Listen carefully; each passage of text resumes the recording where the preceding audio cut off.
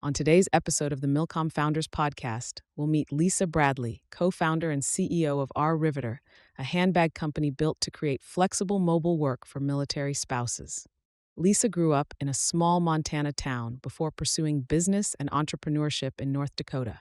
Soon after marrying into the Army, she moved through 4 duty stations in 6 years, an experience that shaped her commitment to building opportunity for military families. Alongside her co-founder, Cameron Cruz, Lisa turned a startup launched in an attic into a nationally recognized brand, known for handbags crafted from upcycled military materials and assembled by a network of military spouses across the country. Her journey has taken her from Shark Tank to Good Morning America, as she continues to champion military spouse employment and working mothers everywhere. Recognized by the National Retail Federation as one of 25 people reshaping the future of retail and honored among Central Ohio's remarkable women in 2023, Lisa's story is one of resilience, resourcefulness, and purpose-driven entrepreneurship. Welcome to the MilCom Founders Podcast, where we champion and celebrate military community business founders. In each episode, we will talk with a MilCom business founder to learn how they work through various obstacles and opportunities in business and in life. I'm your host, Rod Loches. Let's meet today's guest.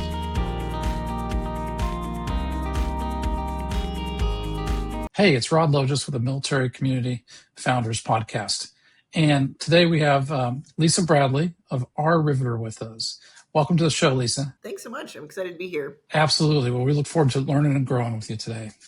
But Lisa, if you could just tell me a little bit about yourself first. That'd be great to learn a little bit about you. Yeah. So, I grew up in a small town in Montana, and I really think that upbringing really had a big impact on really why I wanted to become an entrepreneur and just the problem solving that goes with it. So 2 parents that were entrepreneurs and really had a deep background in computers.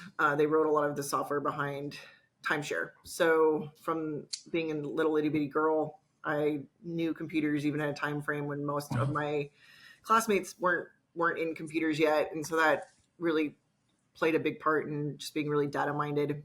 And then being in a small community, you just really learn how to problem solve. There's not services right there where you can call somebody over to help. And so that mindset really was instilled in me from a little girl to problem solve and work through it, be resourceful with what you have on hand and work through the issue.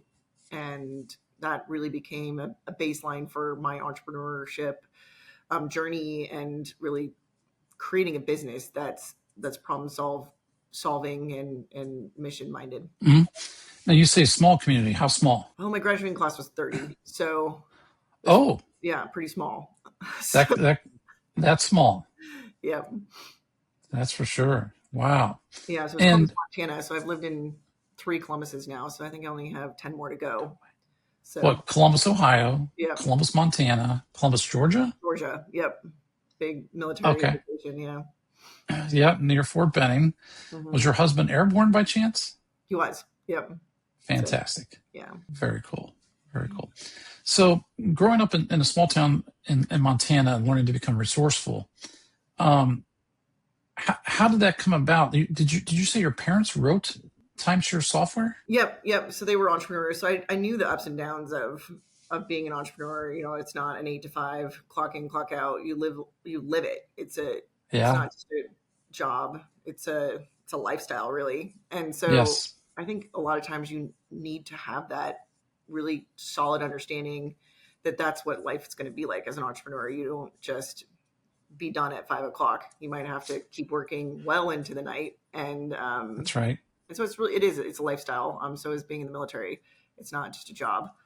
So I think those things really go hand in hand. And so having parents that were already living that life, it wasn't uncommon to me to kind of step into that life myself. That's right. You know, it's interesting because a lot of my family, including both my grandparents, owned their own businesses. 11 out of 13 aunts and uncles, you heard the story. But being surrounded with that lifestyle, for some reason we love it. We understand that there's chaos and crazy with it. Right. But it's also not limiting like other organizations or type of right. jobs might be. So there's good and bad with everything, right? But Right. Everything's a balance. that's right. Everything's a balance, and hopefully we keep that in balance. That's for sure. Mm-hmm. So growing up and seeing your parents come through those challenges of entrepreneurship, what's one of those things that stick in your mind that you remember? That's I think it was just constantly being prepared for whatever could come around the corner. I think that when you practice like you're going to eventually play, I remember from a really young age, my dad had made me keep a QuickBooks account I was 13. And if I volunteered for something or if I was going to sell something, he made me go and open up a QuickBooks account. And that's really where I started to understand, debits and credits. And it was incredibly difficult as a 13-year-old that really didn't have any accounting background to start looking through that software. But, then in college, I bought a house and with my parents signing on it, and I rented it out to my roommates. And so really just at every phase, I was learning about entrepreneurship and keeping a QuickBooks account for those little entrepreneurial things that I had going on. And that really just, although I started my first R.Riveter really at a really young age at 24, I was already prepared to run a business because I had been learning the basics of really the accounting, which is the language of business. That's right. Has to really understand that foundational aspect in order to properly run a business. So I really appreciate that from my parents, that they really, just from the get-go, no matter what we were doing, we were setting up for success, no matter how large or how small the opportunity was. Lisa, I think you're the youngest person that I've ever talked with that used QuickBooks, or you're the only person I've ever talked with that used QuickBooks at 13 years old. That is amazing and pretty cool, that you got that understanding of business, that it's not just about the revenue, it's about all the other things that go into the classes and accounts. And it really just understanding how to set that up before you ever do it made everything so much easier to be able to actually get into a venture, to be able to know what you're going to track, how you're going to track it, and you're not going backwards then. Yeah. Accounting can be done for one of two reasons: compliance or insights. And if you just want to do it for compliance, have fun. Exactly. Or you can do it to learn about your business, understand your business, and plan out what you need to do. And as you said earlier, which I love, is be ready. Be ready for every opportunity and obstacle. That's what we call becoming a ready founder. So when you said that, I was like, yes, she's using the terms that we love. That's for sure. So now your husband's name is what? Jason. Yep. So how did you and Jason ever, or when did you guys meet? How did you guys start this whole military journey? Growing up in Montana, I didn't know really much about being a military spouse at all. There's obviously bases in Montana, but I didn't live anywhere near them. They were very far away. And so my grandfather was in World War II, but he was gone by the time, I was of an age to really understand that lifestyle. So when I met him in college, he's from Idaho, I'm from Montana, and we actually met while traveling. And then he was at West Point across the country. So when we first started dating, it was a long distance relationship, and just really learned that even though you're apart, you can have a really good relationship, which was a really important thing for being married in the military as well, when he was employed or whatnot. So we actually started out even apart from each other, and then said, we want to be together for life. And so finished college early. I finished a year early so I could move with him, and then moved down to Columbus, Georgia, where he... Wow. Beautiful Columbus, Georgia, right? Beautiful Columbus, Georgia. It was a culture shock, only with just a lot of different things. And got married right at 21.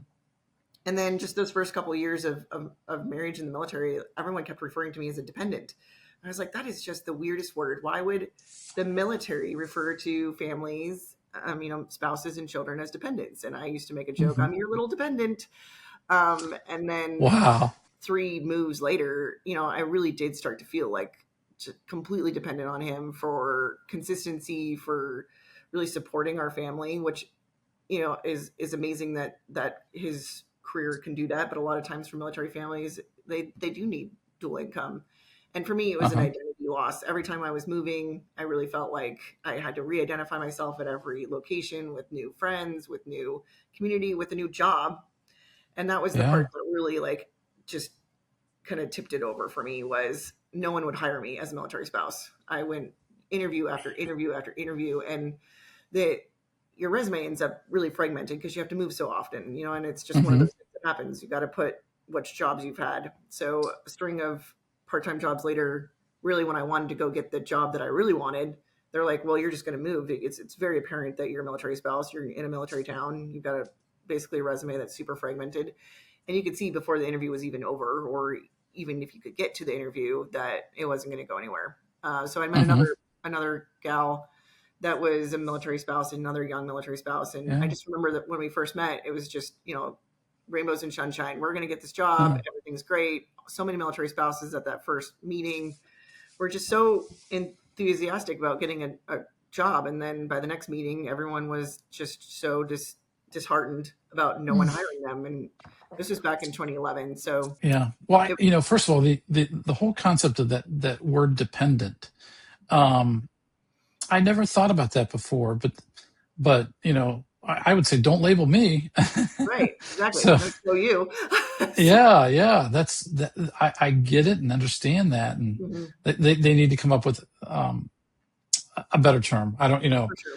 Yeah. I don't know if they than still that. do refer to it as that. I'm sure they've come a long way since then, but it definitely had a big impact on my first years as a military spouse and really how I Yeah. felt and was referred Yeah. to. Well, and the whole concept of the professional mom or Hmm. spouse.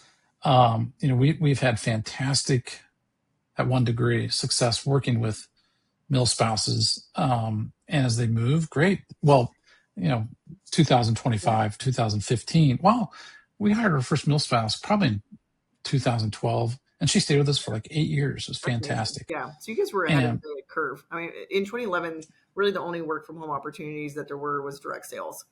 And that's really wow, hard because you're leveraging your friends and family, and that was a lot of the remote locations or remote jobs that military spouses could have. And so another military spouse and I said, let's change that.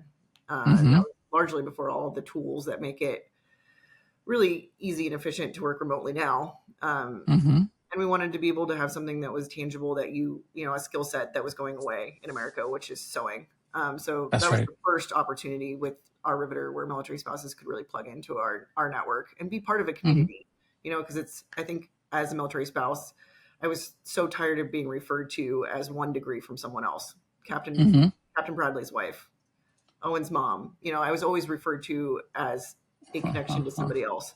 And it's about your identity and how you're plugging in yeah. as a modern day, woman. And, I wanted to be able to pass that down to my children. Dad has the coolest job in the world. He's jumping out of airplanes, but I wanted to do something too for my country and be part of the economy and be able to help employ other people. And that's really where our Riveter was rooted in. Yeah. Well, with R.Riveter, so give me the elevator pitch, as they Elevator say. pitch, Tell. yes. Yeah. Right. So our Riveter is a mission-based company that supports military spouses through multiple ways. But our predominant way is we sell handbags and accessories, and we give grants to military spouses to start their own business. But then our signature line, military spouses can actually make the parts and pieces from home, and then they ship Hmm. them to our facility in Florida where we assemble our products. So we have a whole line of really amazing military inspired handbags that really give back to military families. Wow. And so, quite frankly, why would anybody in the country buy a bag, a purse that's not made by R.Riveter? That's my opinion. Right. You know, Yeah. I mean, I think that it's really amazing to have a product that means so much to people and to know where your money is going towards. Everyone has purchasing power, and so to know where your money is going and that it's going to help somebody. There's yeah, whether it's this mission-based company or another one where you can really tell where your money's going. That's where we can really make an impact as Americans. 100%. So you and your partner were both military spouses, and you said, how did the idea come about for this? It's kind of an involved idea. Yeah, well, I just finished reading a book by Frederick Smith, the founder of FedEx, and he had wrote a book Yeah. in college about, it's actually behind me in my bookshelf here, but he had wrote a book about this like crazy concept of sending something in the opposite direction in order to be more efficient. And the same kind of idea popped in my mind that like, well, how come we can't hire military spouses through this same like hub and spoke system? Yeah. So our first product line was really this signature line where they make the liners from home. And so these really fabric pieces are going across the country to military spouses' homes where they make that on a home sewing machine and ship it to us. And they stamp every part that they make with their riveter number. So it's a throwback to the original Rosie the Riveter where they had quality control numbers. So every employee and every person involved in the company really gets a riveter number. And I think that's about ownership. Like I think in today's world, we don't take ownership of the things we can control or not. And it's something that everyone really enjoys having, is being able to put their name on something and be proud of what you're doing. That's right. Absolutely. That is really cool that you did that. And can I ask how old you were when you started this business? Yeah, I was 24. So 24.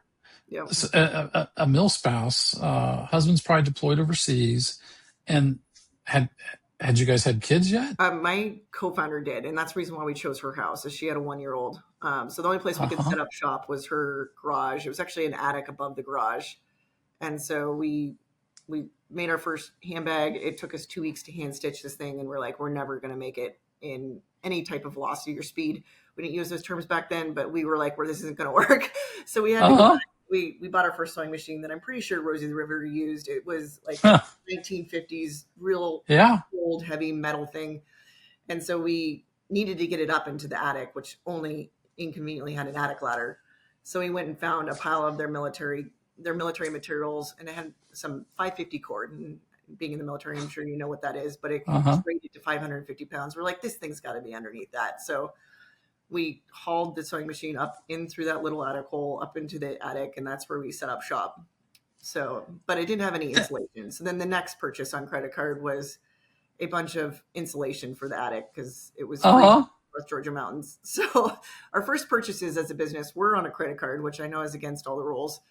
And unfortunately, it wasn't even for raw materials. It was for attic for the insulation. But that's amazing. A great shop for years to come. So wow, how long did you work out of the attic? So we worked out of there probably for 2 years, and then when my co-founder PCS to Fort Bragg, that's when we opened up our first retail store, which was a major step for us. Like to say you're going to put money per month into rent and signing a long-term lease. That was when we brought on our first employee, and that's really those turning points, right? Where you're like, I'm now bringing someone's livelihood onto my shoulders, not just my co-founder and I, but and then also signing a lease.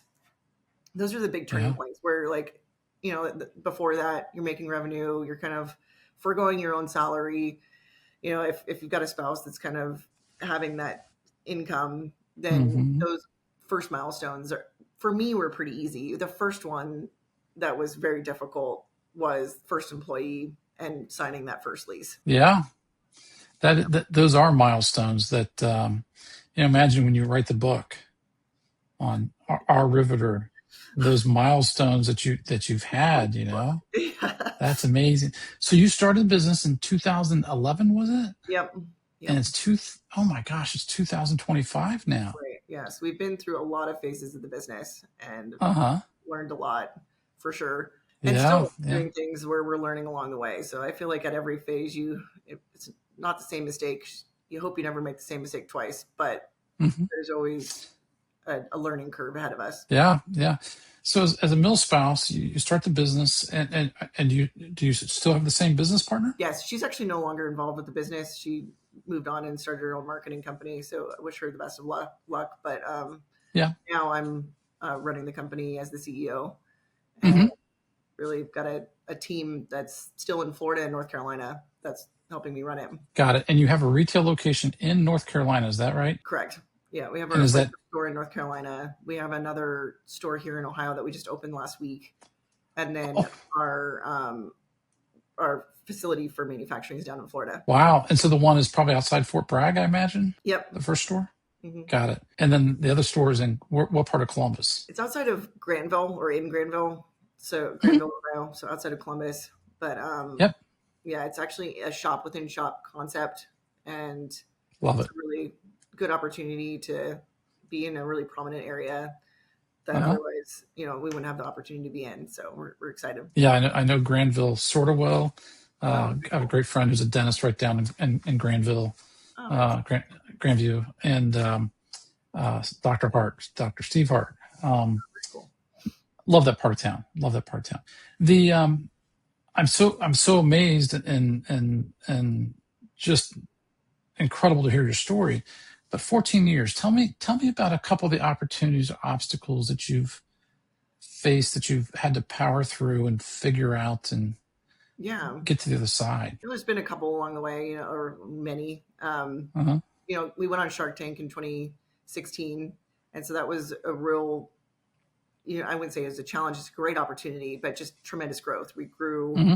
1,700%. So the year before, we sold $300,000 in sales, and we sold double that in one night, after we went on Shark Tank. So just the amount of growth and, Yeah. like working through that scaling was a really fun and exciting time for us. And then there's been other things where, like we were in a building that was structurally unsound, and Oh. so manufacturing, it's a process in America that's very expensive, and you try and be as efficient as possible. And when there's construction going on around you, it's very difficult to Hmm. keep clean processes. So we went through a whole year of really continuing operations while construction on our building was going on around us. And then at the end of that year, they finally came back and said, well, the whole right side of it's structurally unsound.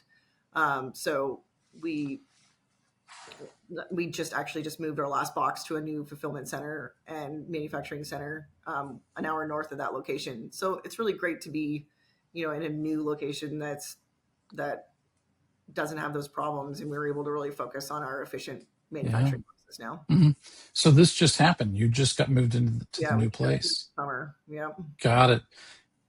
That is a huge obstacle to overcome. for sure. That's Yeah, and I don't think people realize how incredibly expensive it is to manufacture in the United States, and we're hmm competing against major handbag brands that do nothing but administration in the United States. right. So to be able to go through some of those hardships just adds complexity on top of an already difficult task. Hmm. So tell me about the riveter, the person who joins your team, and I think that's very interesting. And then also the process of, I'll call it, distributed manufacturing. Mm-hmm. Um, how do you find that right person to join your team? What's the key to that? Yeah. Okay, mill spouse per se, but Yeah, it yeah. So can't be always mill spouse. they are. All of our remote riveters Oh, that work on distributed manufacturing are either prior active duty or current active duty military spouses, and so they are moving with the military, and we really try and preserve those opportunities for military spouses, and actually once somebody comes on to the team, they're with us for a really long time, unless like a major life event happens. We've had riveters for 8+ years, so that's a really neat way that we've been able to give back to our community. But then even after past 2020, when there was so many more work from home opportunities that came available, hmm we said, like, how do we stay with the times? How does R.Riveter flex to help more military spouses? Because there's only so many people that you can have part of your distributed manufacturing line, and hmm then once you're onto the team, you want more work, so it's hard to actually bring on new people. So what we said is we'd really like to be able to give grants to military spouses, and so we brought on other product lines that we're able to, they're fully assembled in our building in Florida, which gives us a better margin to be able to give back to military spouses. So now we give back multiple grants throughout the year to military spouses. It's $2,100, and that's what we put on our credit card to start our own business. And it's Uh-huh. really great to see some of these, like, just budding ideas really turn into like full-fledged businesses. And that's one of my most memorable pieces of really growing this business, is being part of their So you business. give grants to team members to start their own businesses? Yeah, yeah. Okay, first of all, I think that's fantastic. But you have a team member who's doing well for you, Mhm. and then you give them a grant to start their own business. Right. Yeah. Is that to do the riveting Here's themselves opening or work. not? The one gal, she's actually a fire spouse. So that's our one riveter that's not a military spouse. Her husband had stage 4 lung cancer, and so she really wanted to be able to do something to raise funds and be able to donate to his particular type of research for the type of lung cancer that he has from being a Mm, firefighter. And mm, so part of being able to help her grow that was really giving her one of our grants where she was able to get the equipment to really pour our candles. So now all of our candles are hand poured by her, and I think what's beyond that is that they're all certified safe scents. So I think a lot of people don't ah, realize uh-huh, what they're burning in their houses and breathing in. And so it's a really great way for her to kind of give back to the safety of our homes, uh-huh. and be able to participate in being a riveter and pouring our candles. That's Lisa. You're so humble. The story is absolutely amazing. That Well, is thank really you. Yeah, I cool. think it's really about giving back. The other part that I think is really, I don't know if you've heard about our Heirloom line, but we make custom handbags out of people's military materials into custom handbags. And so it's something that I never really could have imagined being such a Hmm. major part of people healing and going Hmm. through a process of either grieving for someone or even a family member where they are so proud of their military story. Hmm. So they'll send in a military jacket or a yep, or a blanket. My favorite story is a spouse uh, emailed in. She's like, I have a West Point blanket that of my husband who just passed away, and I have 4 daughters, and I can't decide who should get the blanket. And she's like, I think it would just be so neat to be able to make a handbag for each of them out of this blanket. And what was really neat was the follow up from the daughters. Each one of them wrote in a letter that the mom mailed to us about being able to have that bag when she went and had a baby at a hospital. The other one went to an interview that was really something she was really looking Hmm. forward to, and she felt like she had a little piece of her dad with her every day. And so to Hmm.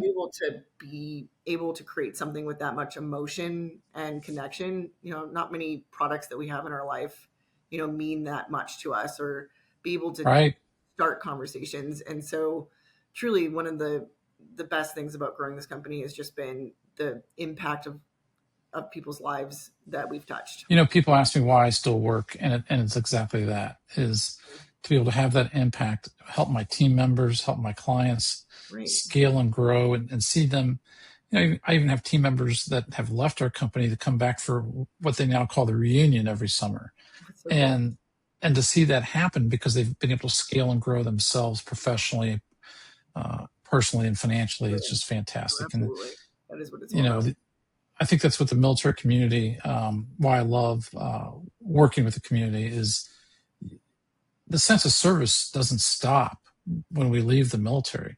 Right. It just continues, and you just see so many of us giving back in just powerful, wonderful ways, through business, uh, nonprofits. It's truly amazing. I was at the MIC conference last week, Military Yeah. Influencers Conference, and boy, that was all over the place. Yeah. It just So cool. you know. Let me ask. Where else in the world could a 60-year-old guy know four younger guys, and we all stay in a house, and we don't even really know each other. We really just know each Yeah. other once or twice. But guess what? Total trust, conversation, community, collaboration, celebration.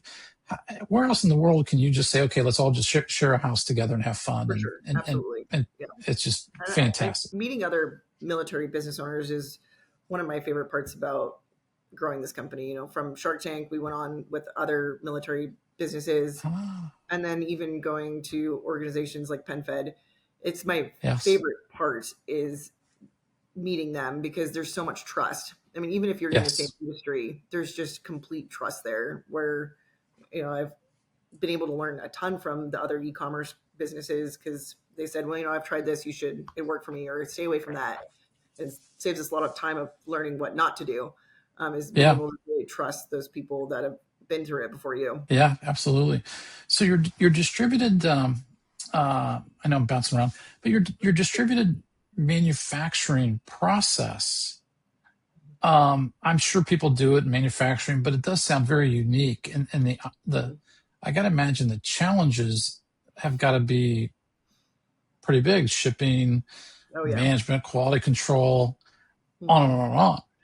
How do you make that work? Yeah, it's been a learning curve, for sure. I mean, and we're still learning ways to do it easier and more efficient. Like I think the first couple years we were sending actually the raw materials to the military spouses' houses, and that didn't work at all because they're huge rolls that are 50 pounds each. They come in these huge, enormous rolls, and Got it it. was hard for them to hand cut it.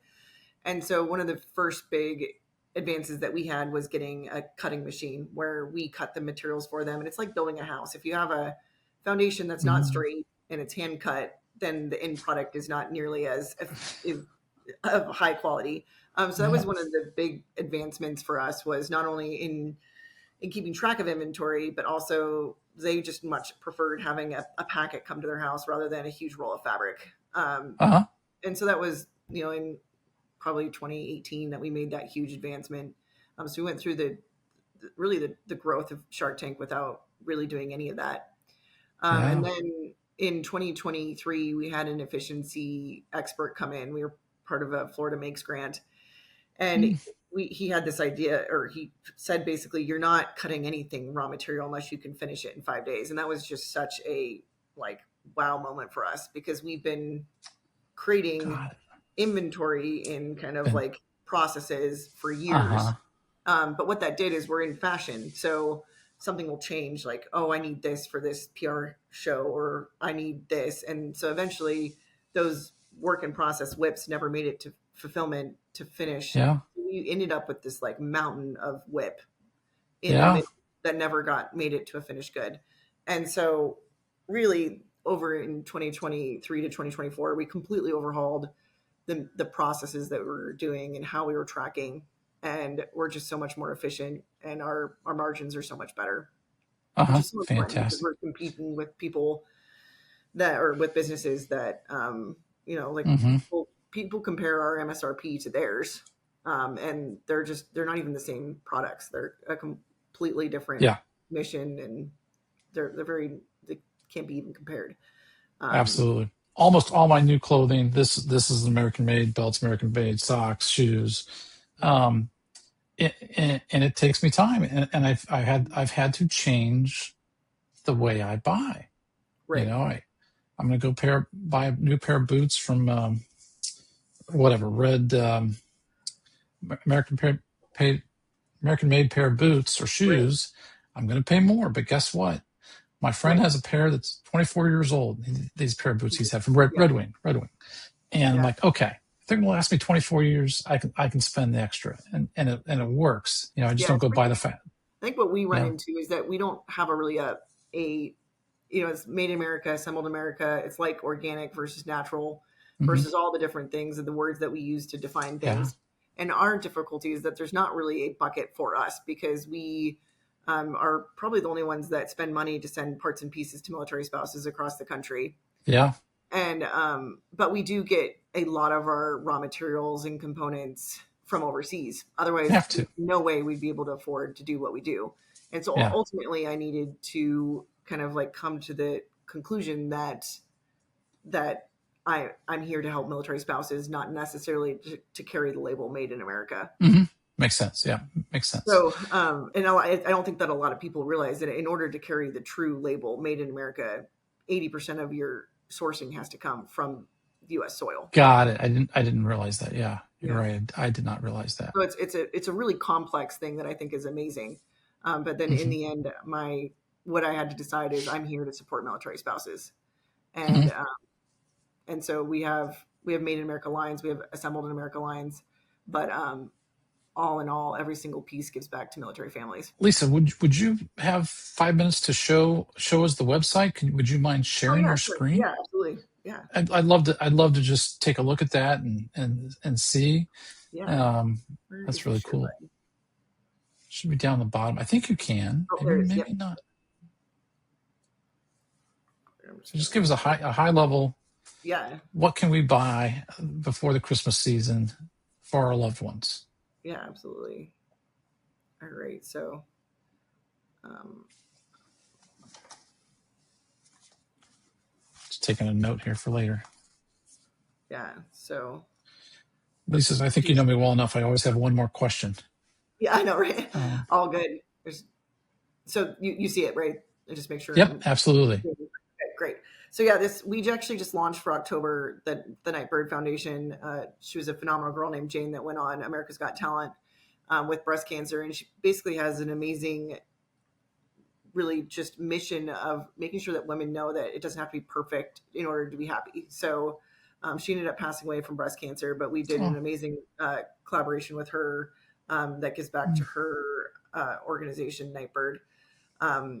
So, and then also just kind of to go to you can kind of go to the new arrivals and kind of see all the new things that are coming out. We have a letters to home product that just came out where we're really bringing back those letters that we all know from generations of past. That was really the only way that I was able to communicate with my husband when he was deployed, was letters. And so really just the nostalgia that goes along with that. And so go to R.Riveter.com is the website, and really can kind of just go through all the different products that are giving back to our military spouses. Yeah, that's amazing. The how do you market this? Do you use the influencers, or who are they, or how do we as a community champion and celebrate R.Riveter? That's two different questions. So sharing is absolutely the number one way, just like being able to start conversations. And that's one of the reasons why I love our handbags, is because they really start conversations where everyone's looking at their cell phones nowadays. One of my favorite part is seeing two women that are both carrying an R.Riveter handbag, and they really just know that they both really support our nation's military, and they probably have someone that they know that's in the military. And it really just spurs that conversation, because it's about honoring our military and telling those stories. So truly the best thing that you can do is sharing it, social media, or you can sign up for our rewards program, and you can actually get Rosie dollars for sharing and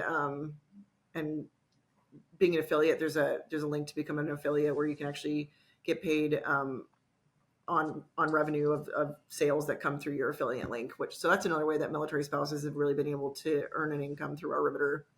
And very cool. It's very organic, because they're just telling their story as a military spouse, and through that they're able to tell the R.Riveter story. And any purchase that's made through that link, they get a 10 to 15% commission on. Got it. Very cool. Very cool. What about me? Is there anything for guys to buy? Yeah, there is. We're actually coming out with our this is huge news, our first men's line. So we're going to have a briefcase and men's wallets coming out in late October. So that's really fantastic. Cool. I'm excited about that. That is very cool. All right. Now, Jason and yourself recently bought a nice way to share time together. What is that? Yeah. So we both, with our crazy busy lives, and our kids are just growing so fast, we said, what can we do as a family that really slows down time? And so we bought a sailboat and actually spent the whole summer on it, learning and really just being together as a family. And it was phenomenal to be able to learn a completely new skill when I'm now in my 40s was really cool to be able to take the time to stop and learn something that your family's lives are then dependent on.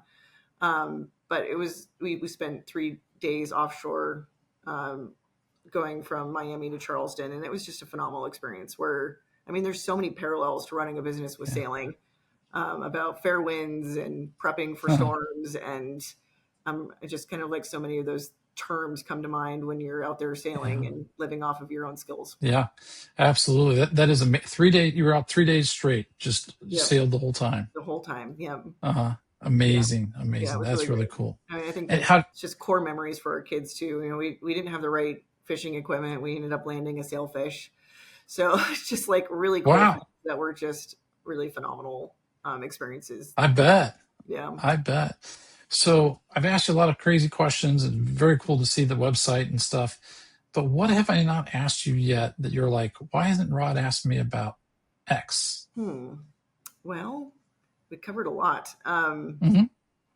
I think really what's next for R.Riveter. And we have the retail store in North Carolina, and retail is doing so well for us that we really hope to have retail stores near military bases in the future. Mhm. So that's what we're really looking to grow. And if anybody is interested in potentially running a retail store near a military base, we'd love to have that conversation. Absolutely. It's like in Annapolis. I hear there's some kind of academy there, but Right. being Army, but what a great place that would be, right? There's Right. Made Plus. They make American made shoes, and they just opened up their store right on Yeah, that's the a main bucket street. list item right there. That'd be phenomenal. Yeah, and but who knows? I need to put you in touch with the owner there. Yeah. Who knows? Who knows where that goes, right? Right. And Absolutely. yeah, and there's local coast, so lots of places, but we'll have to follow up and see how we I love that. can get the store within the store right outside of Yeah. that academy. Come true for sure. Yeah, that's right. That's right. So, last question regarding business, and then we'll wrap this up. Who's your influencers, or how do you do the marketing for R.Riveter? I got to believe it's influencer driven, or how do you do that? Yeah. Our organic social media is really strong. I think a lot of companies are really advertising. And what we found is that our organic social media is really working for us. And it's because it's telling a story, and it's not just about handbags. We're not just trying to sell a handbag. It's about storytelling and community based. So our organic social media does really well. And then our affiliates, so military spouses can go, really anybody that is really passionate about what we're doing, but included in that is military families, can sign up to be an affiliate, and really just sharing about the story, or sharing your own military story, and putting it out on social media. It's a great way to be able to raise funds, whether you want to donate that or just make a little bit of money on the side. It's what we found is a great way for us to really share our story in a really organic way. Got it. Fantastic. So, okay. So many more questions, but not enough time. I want to say thank you. Thank you for joining us. Are there any other final thoughts that you think would inspire or educate? I think the first time that someone my husband, we were at the PX, and someone stopped us, and my husband was in uniform, and they looked at me and said, "Thank you for your service," and skipped over my husband. It was like one of those moments where it was like, wow, people do care about the military spouse story, and really sharing what it's like to be a military spouse. So I just appreciate you having me on today and being able to tell my story of being a military spouse. And I know that I'm not the first military spouse, won't ever be the last, but hopefully I'm a portion of helping some other military spouse really be able to start something and break down barriers of, if I can do it, they can do it too. So thank you for telling the story. You're very welcome. Thank you. And as our thank you for you, Lisa, we're going to donate $100 to the Military Community Founders Scholarship Fund. And it goes towards the child of a mil spouse or other nice military people too, to attend college or trade school. So we'll probably give out two $2,500 gift scholarships this year. That's amazing. So, good. Yeah. So we love to give back. Oh, good. So Lisa, thanks so much. I know you got your hands full today, and good luck with the conversion to the new software. I know that's a big challenge, and we'll talk to you soon. Bye. All right. Take care. Thanks for joining us on the MilCom Founders Podcast. If you know a MilCom founder with a story to share, reach out to us at milcomfounders.com. For each guest on our show, One Degree Financial donates $100 to the Dick Wojcik Veteran Entrepreneur Scholarship Fund, supporting education for children of a MilCom business owner. Stay ready.